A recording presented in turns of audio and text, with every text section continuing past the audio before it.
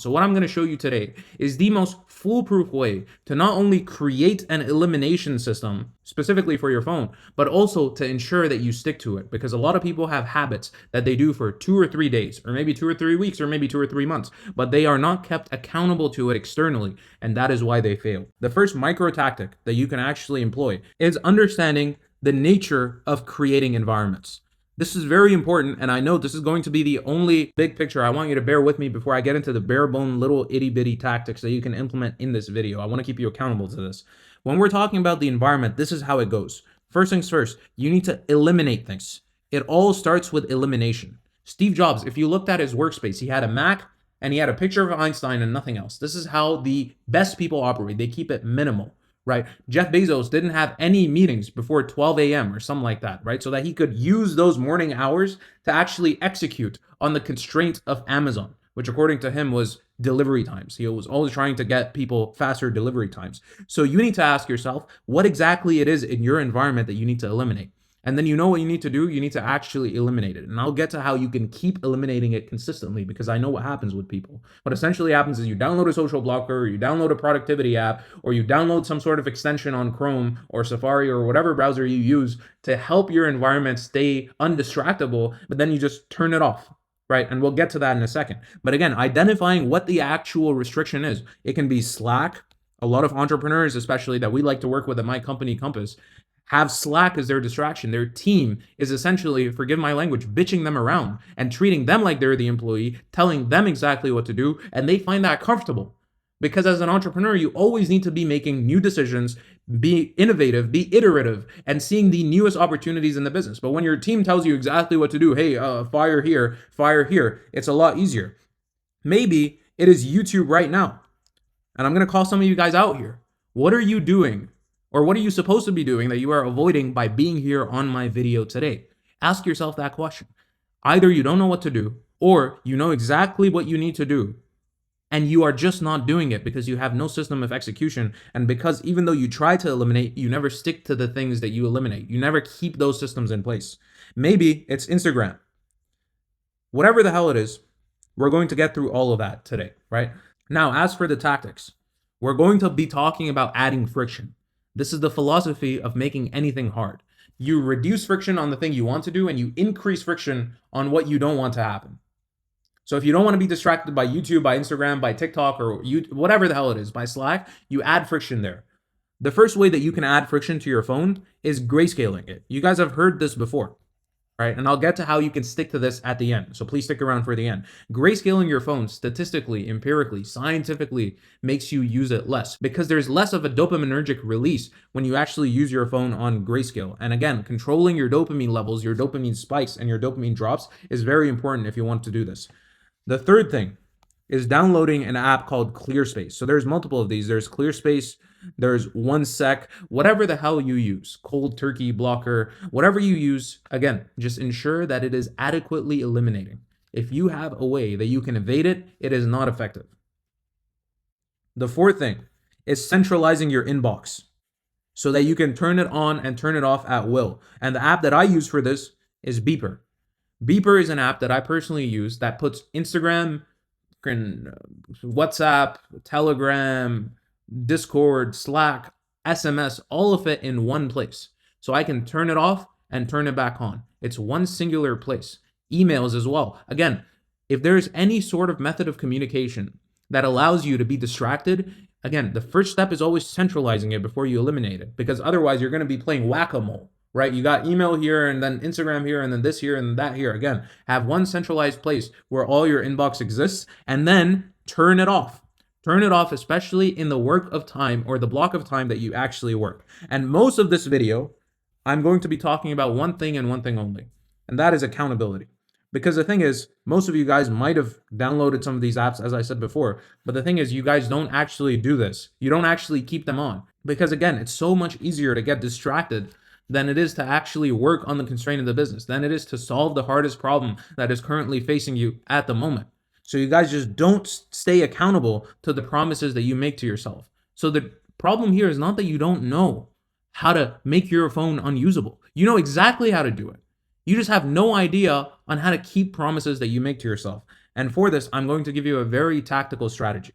Okay, I call this a contract with God. You don't need to believe in God for this. I don't care if you're Zoroastrian or Hindu or Muslim or Christian or Buddhist. It's an external contract that you fill out where you essentially have different stipulations for elimination. Again, I will not evade my social blocker restrictions. Heck, I have this right now.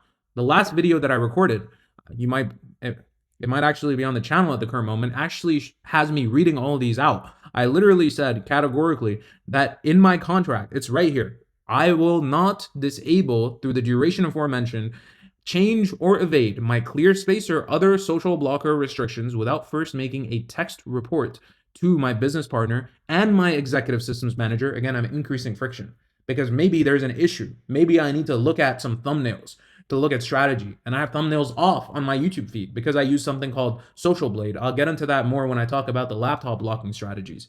But again, maybe I need to look at those. So I have to make a text report not only to my ESM, but to my business partner. So unless I absolutely have to do it, and I have to specify a reason for why, I cannot do it.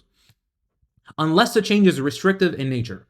If I'm restricting something, then I can change these. I can restrict stuff on ClearSpace. I can restrict stuff on Beeper. But I can't give myself leeway. I can't give myself the possibility of being distracted. And each instance of the failure will result in a 1% equity deduction from me to my business partner. This is so important. In this contract, you have consequences. You have consequences. Send this contract to anybody else. Now, usually what I say is accountability has to be professional and it has to be external. Now, the thing is, the external part is easy. You can find your spouse, you can find a coworker, so on and so forth. The professional part is hard.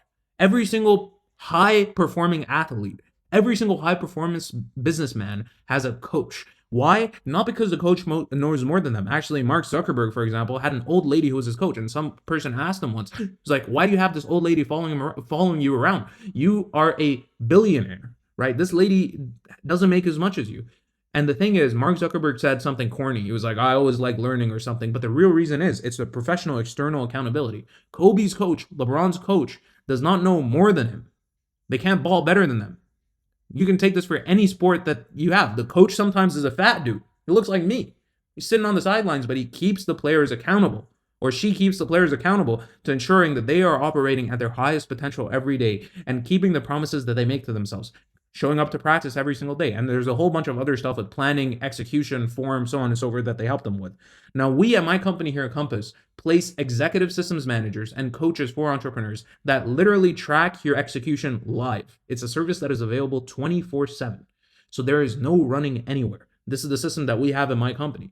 But the thing is, we only work with established entrepreneurs because we can guarantee them revenue. Our system is so powerful, we can guarantee them revenue as a result of us identifying the constraint of the business with them, eliminating everything else using software, and tracking their execution live. By the way, if you are an established entrepreneur, we're actually working with a few people as a part of our free 6-week focus challenge where we literally give you all of these live execution systems. You can sign up down below. But if you're not a professional entrepreneur, if you're not an established entrepreneur with a business in place, you don't have testimonials, you don't have any of that, or maybe you can't afford services, you can't afford an external coach, maybe not us, maybe somebody else, then again, the contract is what keeps you accountable. It can never be to the same degree that a human being can keep you accountable to, but the contract does a few things. And by the way, we have every single entrepreneur come here and we repetitively create, build, and sign contracts with them where we have certain stipulations with deadlines and everything like that. So we do all of that for the people that we work with. But the thing is, for the people that are starting out, you're gonna have to create this contract yourself.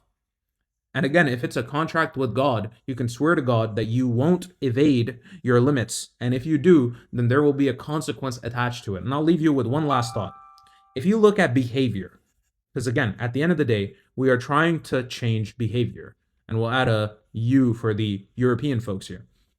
There's only two ways that you can change behavior. You either reward or punish, right? And there's different nuances to this, but I'm trying to keep this as simple as possible. The thing with reward is that it is unreliable. Unfortunately, this is the nature of human beings in general. Punishment is much more reliable. The person that's running from something will always be running faster than the person running to something. There's scientific examples of this. There was a lady that did not even have the bodily strength empirically to lift a car, but her kid was stuck under the car, so she lifted the damn car. Because again, it was punishment. She changed her behavior because she had a negative consequence attached to it. And that is why consequences are so powerful, and enforcing them is going to allow you to operate at a speed and efficiency that is going to keep people wondering how you've left them so behind. Ladies and gentlemen, if you like the video, subscribe to the channel, leave your hate comments down below. I'll see you guys in the next one. Ciao.